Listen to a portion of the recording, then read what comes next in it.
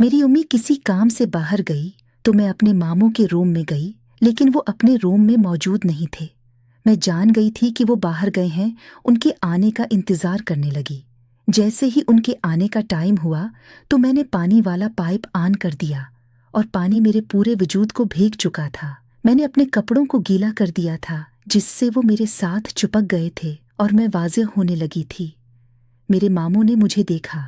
मैंने दुपट्टा भी नहीं लिया था। मैंने ऐसा शो किया कि मुझसे शावर बंद नहीं हो रहा। तब मामू भी मेरी मदद करने के लिए मेरे करीब आ गए। मैंने खुद को मामू के मजीद करीब कर दिया था कि इन्हें मैं महसूस होने लगूं। मामू को इस चीज़ से काफ़ी मज़ा आ रहा था। मुझे भी मामू महसूस होने लगे थे।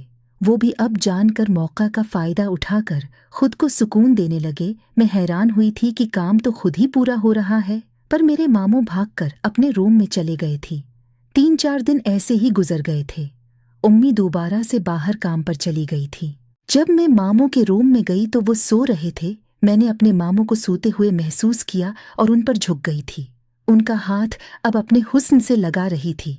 अचानक ही उनकी आंख खुल गई और मुझसे कहने लगे कि ये क्या हरकत है। मैंने मामू से कहा कि मैंने चेक करवाना था कि कहीं मुझे बुखार तो नहीं हो गया, इसलिए आपका हाथ खुद को लगा रही थी। मेरे मामू मेरे झूठ को पकड़ चुके थे।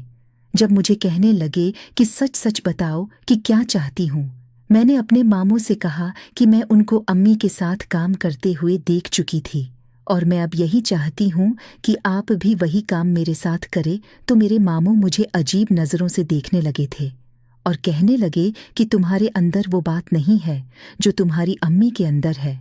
मैंने उनसे कहा कि इसीलिए मैं चाहती हूँ कि आपके छूने से मैं भी कल को उम्मी की तरह पर कशिश दिखने लगूं। तो वो हैरान हुए और कहने लगी कि आज उन्हें काम है, इसलिए नहीं कर सकते।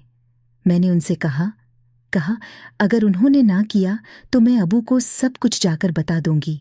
इस तरह उनकी आमदनी भी ख़त्म हो जाएगी और उसकी बहन भी तलाक याफ्ता हो जाएगी। वो डर गए थे और कुछ देर सोचने के बाद मेरी बात मान गए। मैं भी बहुत खुश हो गई थी।